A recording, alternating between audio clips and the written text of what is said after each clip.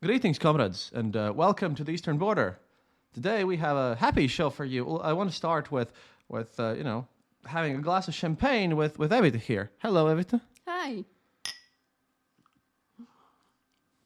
So to celebrate this occasion, I have one more enemy, well, frenemy, that we need to, celebrate today.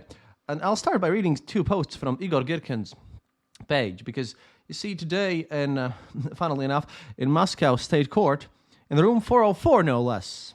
And I expect Maxner to make a ton of memes about this. How Girkin has been 404 now. Girkin 404, not found. Of course, but today he got his sentencing, and he got 4 years in prison.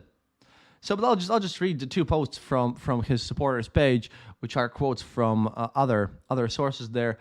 One comes from a Russian movement for Stelkov, and the other comes from a person called Starover, or Old Believer, and they both are kind of telling about this, what we're going to be talking about today. Quote: Russia whipped itself. Igor Stelkov, what we call Girkin, of course, because Stelkov is his combat name, and we don't respect him as much. War criminal who should be sitting in Hague for, bowing and exploding and killing about 300 people. I'm just saying. The leader of the Russian Spring and the Donbas People's Militia was found guilty today, January 25th, in the Moscow City Court and sentenced to 4 years in the General Regime Colony. General Regime Colony is kind of the middle one. There's this basically it's a medium security prison. They have colonies which are kind of like just exile, where you live in Siberia in some sort of a village where you can leave and do stuff, but you have to return back, but you have to live in exile. Then there's medium general regime colony, which is the one which follows all the rules and all the nice понятия, which I have been talking about for a long while already, both in this podcast and in my articles. And there's the strict regime colony, which is one, by the way, where Navalny is now located, but so that he went to the prison where he can be made a petuch very easily. Let's hope that happens too, by the way. Anyway, carrying on. The sentence has not entered into force and will be appealed by the defense within 15 days. The term for consideration of the appeal is from 2 to 3 months. This will happen after the presidential elections, in late March or early April 2024. But already now we can say that in the person of Igor Strelkov, all the angry patriots supporting him, who are dissatisfied with the policy of Vladimir Putin as president of the Russian Federation, who openly criticize the government and insist on taking urgent measures to strengthen the state, have been condemned in Russia. Strelkov's verdict is the first verdict against a well-known Russian patriot. Across to the building on the day of the verdict announcement, it was closed by the police under the pretext of lack of space for those wishing to get to the trial as early as 12:30. Here they claim that about 300 people were waiting outside for the court verdict, which is blatant lies if you see the videos from there. It was about, I literally would have to say dozens, maybe even just tens of people, not even 100. The announcement of the verdict, by the way, took 88 seconds. Igor Strelkov did not recognize the verdict and said, "I serve the fatherland," or "Служу Отечеству." In the crowd of people leaving the courthouse, people could hear, "Russia has whipped itself." And then the second post from this, quote, "An ugly judicial act that has nothing to do with the administration of justice will be immediately appealed by the defense." This is from his lawyer, Alexander Molokhov. "I regard the harsh verdict on the patriot Strelkov as revenge on the part of those people in power who sleep and see to it that Russia is sold with their guts, from the insides." The auto translator is quite bad here, but we have to use it because doing this by hand would take insane amounts of time. Carrying on. In world history, perhaps there is only one such example when an honest military man, ready to give his life for his country, was eliminated for fear of his influence on the minds. This is the story of Manilus of the capital, the same one thanks to whom the geese saved Rome, which is a very interesting way how to compare Strelkov to some ancient Roman politicians. Let me put it this way. Strelkov is now perhaps one of the few people whom one wants to defend. A moral tuning fork, a samurai loyalist, if you will. A samurai loyalist is the most fun way how I've ever heard someone being called, especially when it comes to Girkin.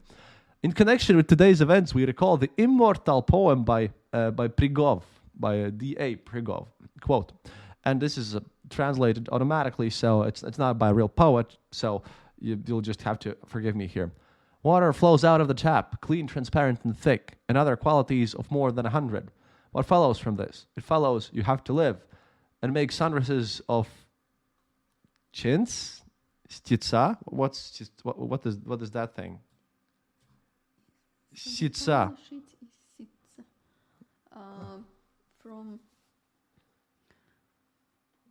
From some really thin fabric, Okay. I think. Okay, and you don't want to tell me to sit down for convictions, but it's necessary. That's how Molotov put it. Well, I have some other words to say to Putin and his government, and I asked people how to pronounce this properly by the words of immortal Taleyrand, or Taleyrand. I try to make it kind of sound properly French, because this needs to be said in French. C'est plus qu'un crime, c'est un faute. I hope I pronounced it almost closely. I listened to this in my ears by a beautiful and talented Eline Brasli, by the way, who's not only drawing our art, but who also is a French philologist. And this is one of his most famous sayings of Taleyrand, most well known, and quite probably misattributed, as well most of these things are, but it means this was not a crime. This was worse than a crime. This was a mistake. And we'll get to why this was a mistake soon, but yeah, welcome to how and why Girkin's now sitting in prison and will be there for years. And what does this whole thing actually mean? So, surprisingly enough, a lot of Z channels didn't even post that much about this because, well, they've been prohibited to. We watched Michael Naki here, another Russian opposition analyst, about this whole situation, and well, it seems that the Z patriots, except the very few who remain with Girkin, they still have their opinion, but they're all afraid now. But I think this really said something about this far-right opposition over there. What do you think of it? And I needed her help because this was so much information at one point that I couldn't really work it out all myself. I couldn't work it all out by myself. Weird. Sorry about the mistakes. I like that Naki pointed out immediately why exactly Girkin was arrested, because the official statement why he was arrested is because he criticized some battalion or something. Yeah, 105th Battalion, about how they haven't been paid for a long while and how they lack ammunition, all that sort. But obviously that's not the real reason. The real reason, Naki showed his Telegram tweets where he insulted Putin directly, calling him names, and as I think the most horrible thing he said about Putin is, it's a shame he's not some pretty-faced woman, because at least he would have some smart lovers who could rule this situation out. And I think that was enough for Putin. Yeah, I think I've read that post previously for you. That was the long one, where he stated that a smart leader has, picks out good generals, good administrators. Even if he isn't that smart, he picks someone who could rule while he's just, who govern while he's ruling, such as Bismarck and Wilhelm I, or Louis XIII and Richelieu. At least I hope I pronounced that correctly. But Putin didn't. And then Girkin was really harsh on his judgments. And that was funny, because right after that, what we saw in the videos was one of his supporters. Oh, by the way, his supporters also included our friend Vladimir Kvachkov. That's amazing, because he's the craziest of them all. But one of his supporters stated, how could they jail Girkin? Girkin has never criticized Putin, and he always was, even when Prigozhin was out there doing his coup, even then Girkin supported Putin. And that is true. I mean, I know personally about Prigozhin's coup more than, I don't know, most people online. Evit also can claim this, because we were together when Unfortunately, yes. When this happened, yeah. And And yes, Igor always was against this coup attempt because he said, not because he loved Putin, he just thought that, well, it's not the right time to throw Putin off as he's the commander-in-chief of this whole military situation. However, why am I celebrating today? Because, we had T-shirts, which we are still about to deliver, but right now we might change them because we now need imprisoned Girkin T-shirts. I think that's mandatory. Little sad Girkin behind bars. Yeah, but the idea is that if Girkin, as I've used him since the beginning of the war, right? If they had actually listened to him in the military sense, if they had followed his advice, because he had really good tactical acumen and he knew what he was doing on the front lines, if they had put him in charge of some actual unit, and not just, among Wagner where he was invited, and we remember when he was like shaven totally when he almost went to the front lines, then Russia might have like better chances than anything. Currently what this means is that those people who are most pro-war, they're very dissatisfied. And Girkin had a lot of contacts inside the army. He had direct contacts and ties with people who were most pro-war, including a bunch of national Bolsheviks, mind you. And he was a big influence to them, and which means that they are now, if they claim they're fighting for this Russian world, which I don't know what that is, because this is the Russian world that they're fighting for, they're losing faith again. They're losing faith of the regime, and yeah, this just adds to all the dissatisfaction that we're seeing from the mothers of the mobilized, from national minorities, especially in Bashkortostan, and now Putin, just before elections, has betrayed his own, most vehement supporters of the whole war. And I don't know, this is just kind of like falling apart. But if you look at the pictures they're making, as we're looking at one right now, it kind of looks like they're trying to make him some sort of a saint now. However, interestingly enough, and I want to hear your opinion on this, Nevzorov, another Russian journalist that we respect, he stated that Girkin got only 4 years, which means that he's not even a dangerous opponent. He's kind of like swatted aside. Like, Navalny is now sitting his second term, which was 10 years. First one was 2. He just got added on top of it. And also today, another sentencing happened where the lady who bombed Vladimir Tatarsky, the guy who was given the lecture where she was paid to bring in this bust of him, and then the bust exploded in St. Petersburg, killing Vladimir Tatarsky. Yeah, she got 27 years in prison for that. Meanwhile, Girkin, as much as he wants to oppose everything, and as much as he claims he serves the Russian Federation and all whatever, yeah, he got 4 years. I mean, he can't even get a longer sentence, and this is just so weird. But I mean, obviously, he's going to sit in prison until he's dragged out from jail and pulled to Hague. What do you think? I mean, is 4 years enough for him? What does it mean that he just got 4 years instead of, I don't know, 20 or something? He wasn't convicted for his war crimes. That's the first thing we need to mention, because nobody cares about them in Russia. Those who are at power, at least, they don't give a damn about that. Don't flight and just senseless execution of civilians in occupied Ukraine territories. So he was convicted only for anti-government speech, as they try to pull it off. And 4 years, it was, if I understand correctly, it was the maximum they could give him. No, the maximum was 5 years. He didn't even pull the maximum. The prosecutor wanted 4 years and 11 months. Mm-hmm. But it's still pretty weird. I mean, this just makes him more miserable, to be honest. I mean, he's now in prison for 4 years, which is a significant period of time, but he couldn't even get maximum. But the question is, what will happen in those 4 years? And maybe they will find something new to glue to his sentence. And my question is, what will happen with him during those 4 years? Oh, man, in prison, it's very simple. I mean, as you guys have heard in previous episode, only the ex-convicts are coming home. First of all, if you think about it, Girkin now has the chance, if he goes to prison, to volunteer to go to the front lines, which he could do. I don't think he will, but that would be funny if Girkin volunteers now to go to the front lines with all the other, actual murderers.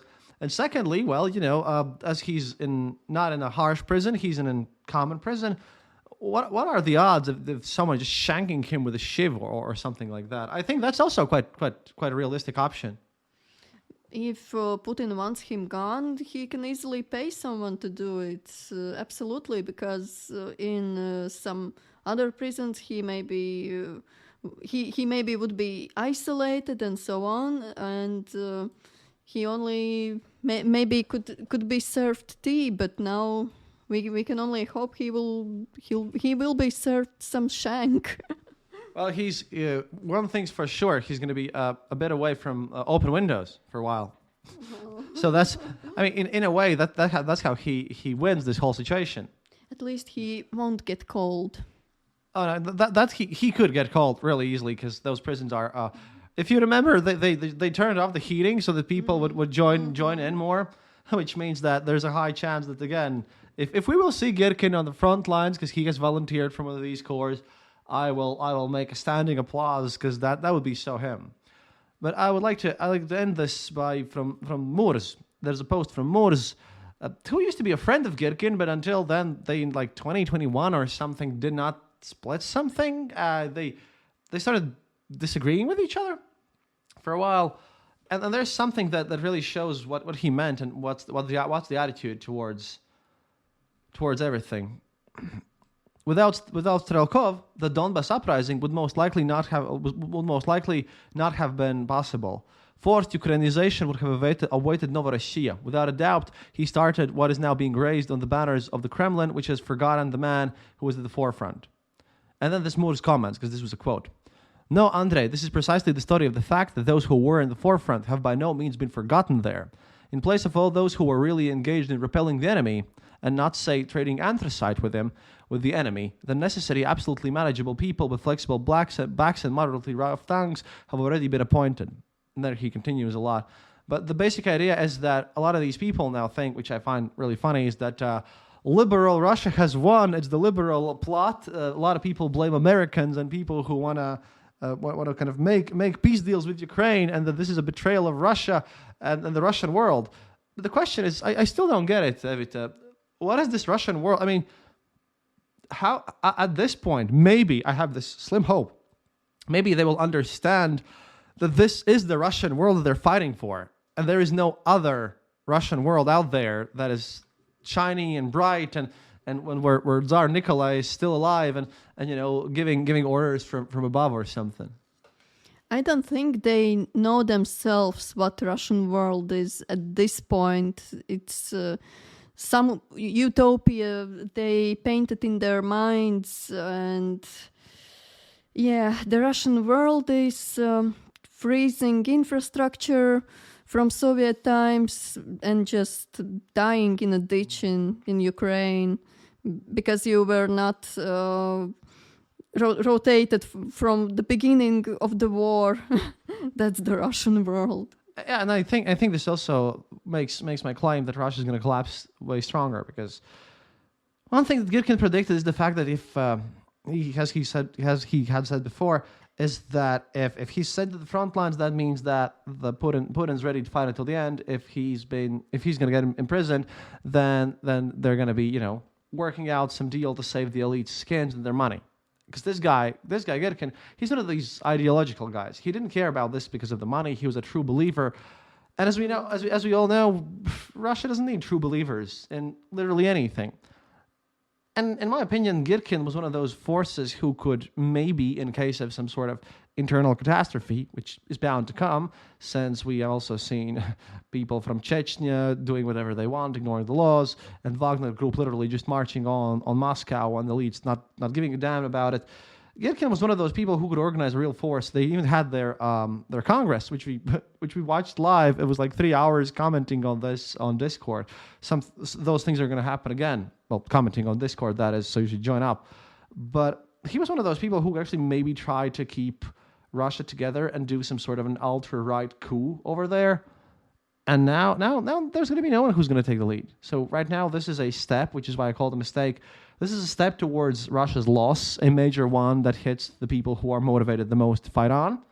And secondly, this is also ensuring that Russia has no clear leader who will be able to unify anything, who had some, as weird and violent as it is, but some legitimacy at the end when it all collapses. So that's my take on it. David, do you have any last words in the comments here? And as you mentioned, Girkin's tweets about adequate followers and so on.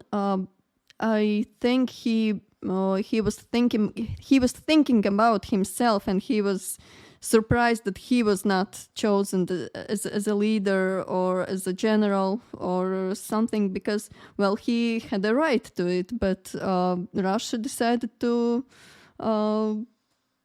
just throw him away. He was a useful tool during the start of the war and provocations in 2014, and I think he generally expected to be actually a follow-up after Putin, and now he just sees that he is not needed anymore. Well, there's this famous saying among also Afghanistan veterans, but in general Russian opposition currently: "Запомни, сынок, Россия всегда тебя кинут." Впрочем, обязательно, which means, remember, sonny, Russia will always throw you away. And besides, with conviction and everything. And this is what happened today. And this is important because this really shows that Putin is too afraid from... If everyone on the left of him, or even to the moderate right to him, everyone who's like reasonable opposition has left, well, the FSB, what used to be KGB, they still have quotas of people who need to go to prison. They still have everything happening there. And some people will go to jail.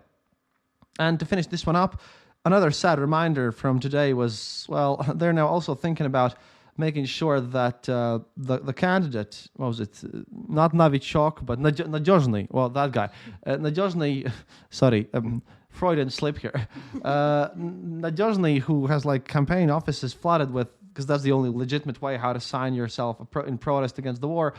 Yeah, he's going to be thrown off the ballot. He's not going to be allowed to demonstrate that, he's going to be thrown off for some reason.